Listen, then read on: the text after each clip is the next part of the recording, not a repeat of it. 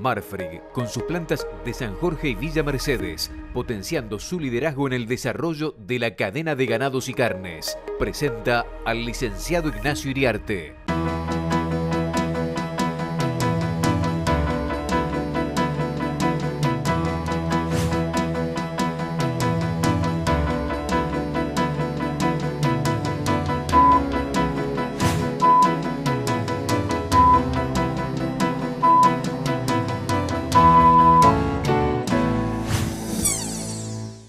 Amigos de Canal Rural, buenos días.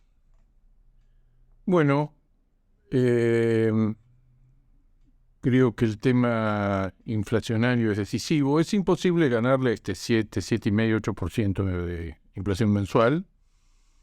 Las perspectivas hacia adelante no son mucho mejores. Hay semanas que parece que esto se va a acelerar, ¿no? Que va a retroceder y como dice la policía, no queremos que nadie salga lastimado, pero acá vamos a salir lastimados porque vendemos con plazos y tenemos un producto que actúa en un mercado en condiciones muy parecidas a la competencia perfecta, donde nosotros no ponemos los precios, y los precios al final son el resultado residual de los muchos otros ajustes que se están dando a la economía y que recortan el poder de comprar de la gente. Esto que estamos escuchando cada vez más, que la gente va a las carnicerías, especialmente, por ejemplo, en el conurbano, y va a comprar con determinada cantidad de plata que tiene. No pide 1 kilo. Dame 300 pesos de picada, dame 800 pesos de picada. Dame osobuco, dame lo que sea, pero dice cuánta plata tiene, porque no tiene más que eso. En esta pérdida con respecto a esa situación ideal que fue el año pasado, claro, estamos comparándolo con respecto a un año atrás, donde, como decían los amigos uruguayos, para ellos también, se alinearon todos los planetas. Pero básicamente se alinearon todos los planetas. El consumo, había una oferta normal, no la sobreoferta notable que tenemos ahora. Y había una demanda exportadora que se llevaba todo puesto. Desde entonces ha pasado que los precios FOB, especialmente en el caso de China, han caído mucho. Han caído punta a punta un 30%. Otros precios se recuperaron, por eso el FOB no ha caído en la misma proporción que China, porque a China exportamos el 80%, 75%. Ha quedado temperado porque el Hilton está en buenos valores, desde el punto de vista histórico, buenos valores, estamos rozando los $15,000 de vuelta. Tanto Chile como Israel han caído, pero no han caído en la proporción en que cayó el mercado chino. Pero el FOB que nosotros tenemos ahora es muy inferior al del año pasado. Los volúmenes aportados hasta ahora en lo que va del año están arriba del año pasado. Ese es un dato excelente. Estamos en una emergencia, necesitamos sacar una cantidad enorme de hacienda de los campos y demás. Esa hacienda está saliendo. Y alguien la está comprando y se la están llevando. Los precios son muy malos, pero no son de emergencia. Los precios son mediocres más que malos. Pero si nosotros comparamos con el año pasado, toda comparación va a ser mala, porque vuelvo a repetir, a mediados del año pasado la oferta era normal, el consumo resistía, 47, 48 kilos, no quería bajar de esos límites, y la exportación estaba con precios muy altos para China, muy buenos para Hilton. Lo de China se dio durante mucho tiempo en medio de una economía china que crecía menos de lo que está creciendo ahora, que tenía medidas cada vez más restrictivas en materia de COVID y, sin embargo, la necesidad por carne de vacuna que creció durante todo el año pasado. China tiene una estacionalidad en las compras que empieza a acelerarse en julio, agosto, septiembre, octubre. Es toda la carne que tiene que llegar para el año nuevo lunar chino. De la misma manera que cuando pasa el año nuevo lunar chino, baja. Este año vamos a ver una buena noticia, ha bajado, pero mucho menos que lo que nosotros esperábamos. Esperamos un dato mucho más bajo de importaciones de China de marzo. Pero digo, compararnos con el año pasado es muy cruel. El novillo es una categoría que está escasa y va a ser escasa. La pregunta siempre que se hacen los compradores, los exportadores, los trocederos, todos los que llevan novillo, ¿quién está haciendo novillo? ¿Quién está recriando? ¿Quién estuvo recriando normalmente para después terminar y vender? Toda esa cadena se cortó y hoy hay una escasez relativa de novillos. El novillo cayó interanual, abril contra abril, 19%. El novillito cayó también 20%, pero la vaca gorda cayó un 30%. Y acá vamos a las categorías que vende el criador. La vaca conserva, manufactura o manufactura cayó 45%. En términos reales, interanual. Y el ternero, que ahora todas las categorías nos van engañando porque en un contexto inflacionario parece que avanzan, pero al lado de una inflación del 7 o 8% mensual, cuando uno toma un mes y medio, 2 meses, se quedaron atrás de vuelta. El ternero en términos nominales, como tomamos nosotros, el índice de lo que vale un novillito en Cañuelas versus lo que vale un ternero en las ferias, cayó 36% en términos reales. Lo que pasa es que las diferencias de los pagos cortos o relativamente cortos para el contexto en que estamos de un novillito gordo no tiene nada que ver con las concesiones que hay que hacer para vender la invernada a precios razonables, 30-60. Si nosotros ajustáramos a valor contado, lo que se está pagando hoy la invernada, y le descontamos el efecto inflacionario, lo descontamos, hacemos un trabajo de descuento y lo ponemos, es probable que la caída del precio del ternero en equivalente contado en relación al gordo en términos interanuales que se cayó un 40%. El ternero de invernada, las categorías que vende el criador, son las grandes perjudicadas en todo este proceso, básicamente porque el productor, el ganadero no puede hacer pie. Es un año muy malo para el criador.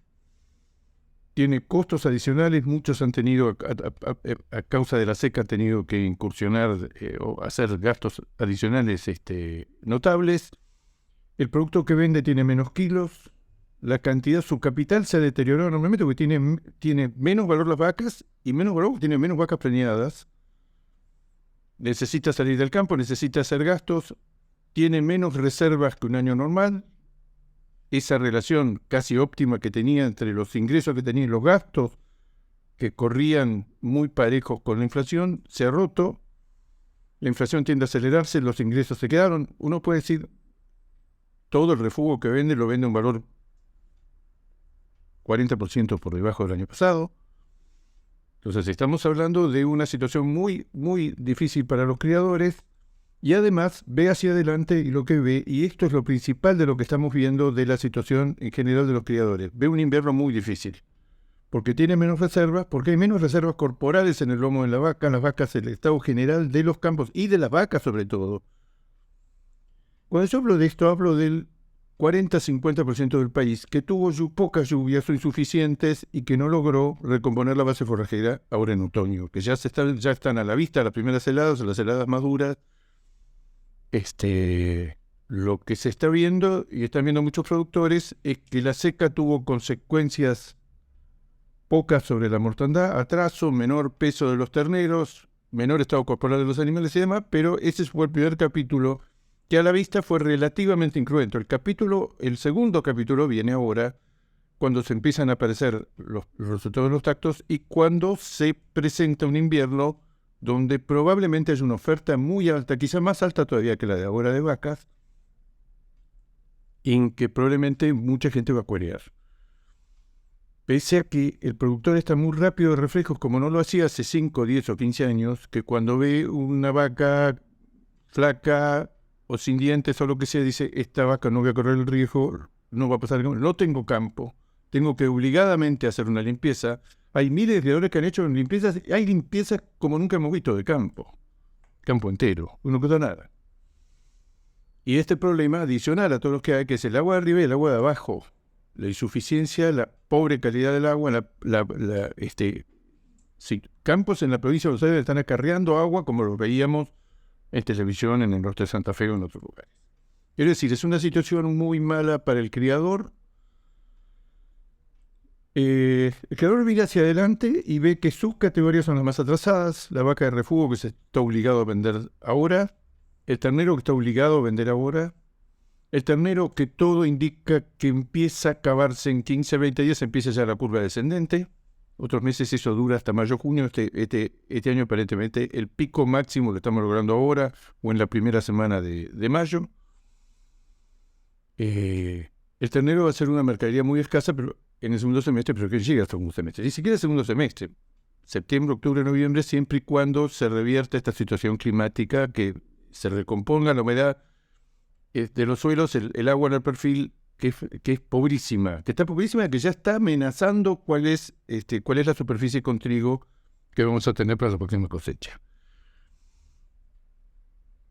Hay una esperanza muy grande en el segundo semestre, pero ¿quién llega al segundo semestre? Porque ya los campos y las vacas están mal y porque uno ve que esto va para largo y siempre bajo la idea de que vamos a tener un invierno normal o benigno y que se va a recuperar. Mínimamente necesitamos lluvias superiores a normal para recuperar la humedad en el suelo.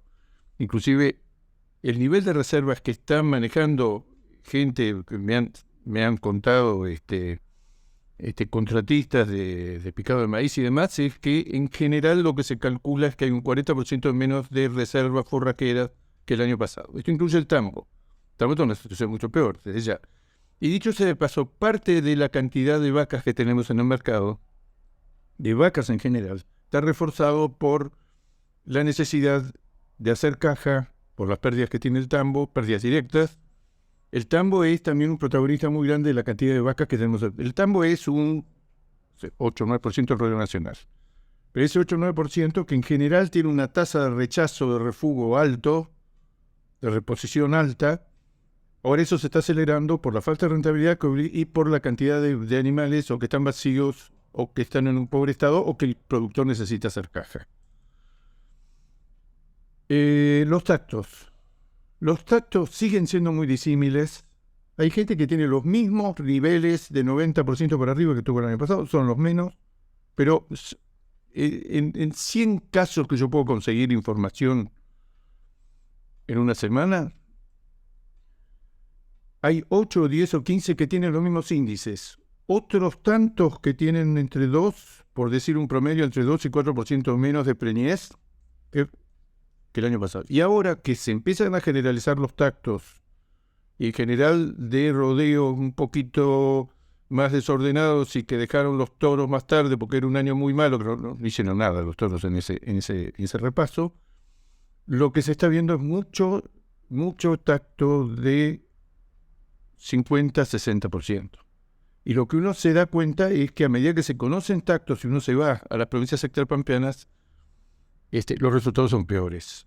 Siempre han sido peores, hay como una zona especializada en cría en la provincia de Buenos Aires que generalmente obtiene este año productores muy tecnificados que tienen la carga adecuada, que alimentaron a la vaca, que vigilaron el estado corporal de la vaca, que tienen una sanidad perfecta, han logrado zafar con los mismos índices o con 2, 3, 4% menos.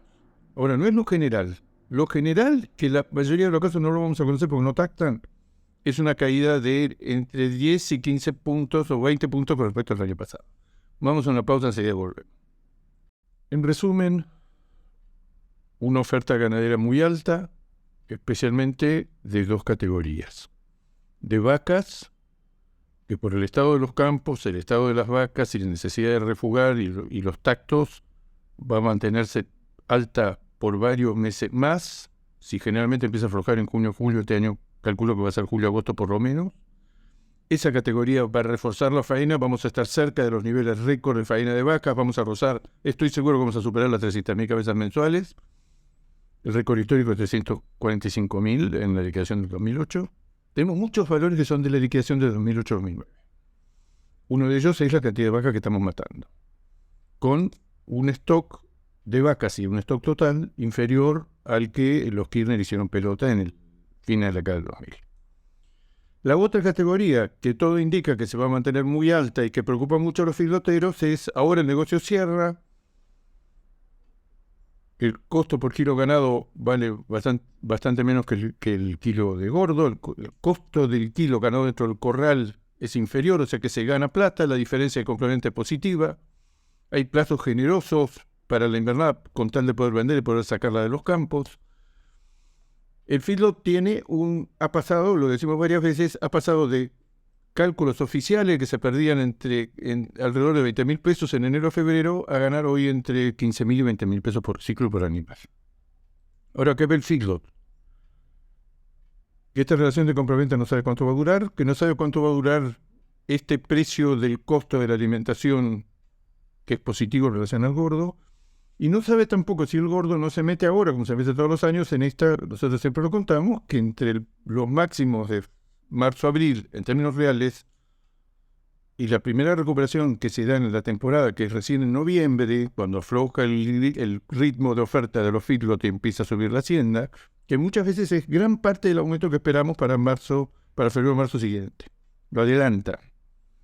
Lo que ve es que este éxito extraordinario de los feedlots, a principio de abril están en 1.800.000 cabezas, acá también esperamos que se llegue a las 2 millones de cabezas a medio de año. Esta super ocupación de los corrales y los que no son corrales en los campos, va a proveer una cantidad de gordo liviano, bueno, en los próximos meses, por varios meses en cantidad cercana a los récords. ¿Qué es cercano a los récords? Bueno, que si el feedlot como promedio de los últimos años, en esos meses ofrece 450.000 cabezas mensuales de gordo, va a ofrecer 500.000 cabezas mensuales de gordo liviano bueno. ¿Cuál es la esperanza de los corrales? Que en determinado momento empieza a faltar todo lo demás, especialmente novillo, y que necesariamente haya que recurrir a esas categorías más livianas que salen del corral.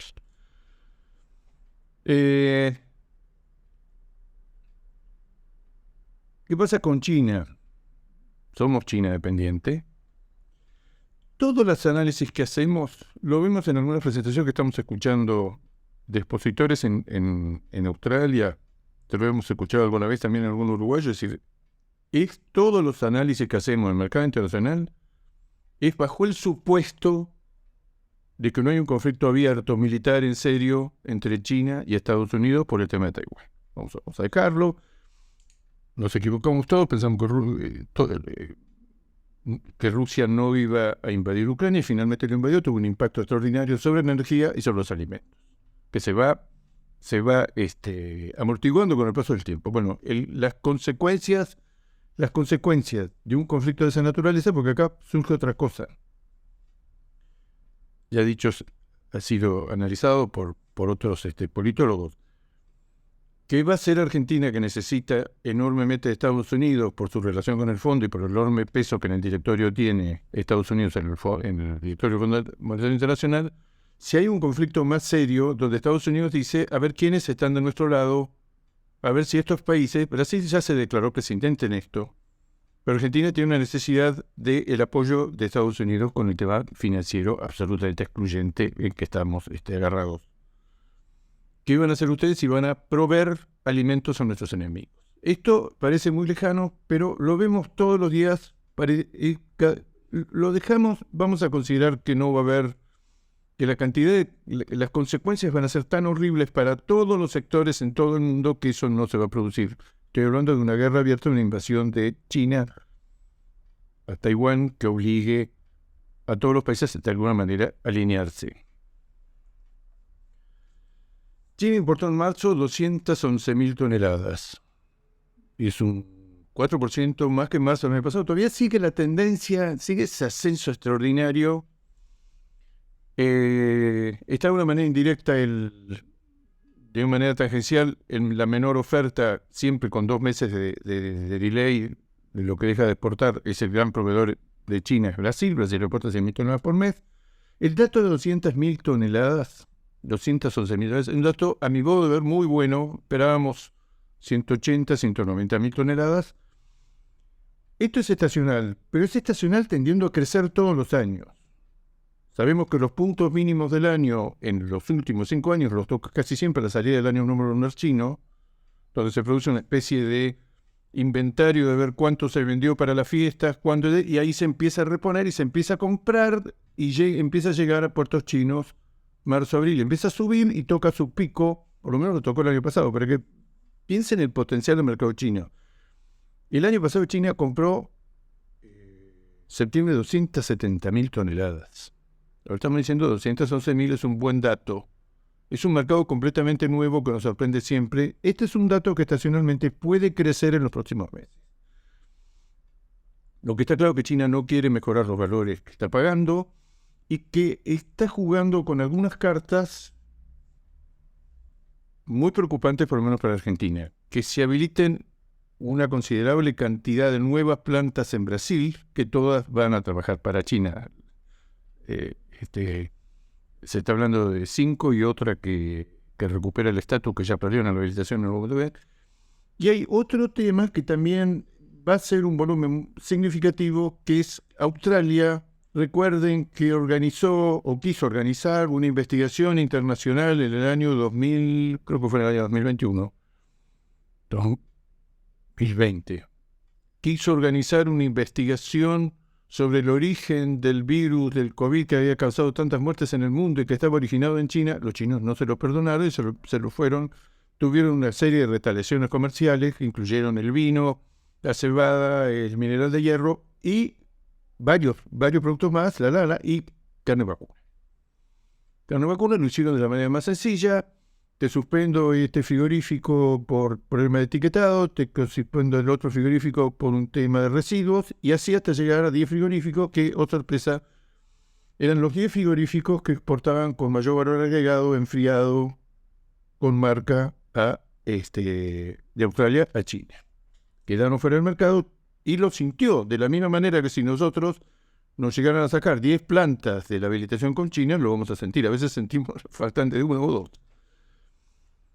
Australia está recuperando sus relaciones comerciales con China y uno de los gestos que se espera de China es que habiliten nuevas plantas. Argentina también tiene una lista de plantas para habilitar. Hace muchos meses y años que China está muy restrictivo en materia de habilitar nuevas plantas, no acá, en Uruguay, en Brasil, en Argentina, en Chile, en Australia, en Nueva Zelanda, en todos lados. Pero eso es una herramienta porque planta que tiene habilitación para China se puede trabajar para China y aumenta, hay cierta proporción, cierta correlación entre la cantidad de plantas que hay habilitadas por país y el volumen que tiene cada país. El salto más grande de Brasil lo dio cuando lo habilitaron una cantidad enorme de plantas, esto fue hace 3 o 4 años. Cuando se incorporan plenamente una cantidad de plantas, bueno, ahora se está hablando de 5 o 6 plantas grandes. Todo es tentativo, los tiempos chinos son desesperantes, pero ese es un tema en contra. Sigue habiendo o sigue registrándose algo que lo destacamos siempre. China tiene un precio para su carne vacuna que ahora bajó. El precio interno de la carne vacuna en China bajó. Eso es parte de esa sensación que transmiten los importadores, de que hay mucha carne, de que es difícil vender la carne, de que es un producto nuevo, de que la reacción de los consumidores después de la pandemia no ha sido la salida de la pandemia de libertad total. Se creyó que iban a llenar las calles y los restaurantes y los bares y la demanda por todo, y no sucedió así. No sucedió así. Lo cierto es que China tiene valores hoy por la carne que pareció en algún momento, especialmente cuando salió Brasil del mercado, tuvieron una recaudación muy pequeña, la perdió enseguida, y hoy yo diría que hay más una tendencia a la baja, una tendencia muy pequeña en el margen a la baja que a la suba. Los chinos están firmes, están comprando un volumen que, vuelvo a repetir, para un mes de marzo comprar 211.000 toneladas, no hay mercado en el mundo ni siquiera que se le parezca ese volumen. Uno lo proyecta, lo anualiza, y daría aproximadamente en términos de rasgos huesos que China compraría este año 3,5 millones de toneladas, que es lo que está hablando el Departamento de Agricultura de Estados Unidos. A veces lo sube, pero está relativamente estable.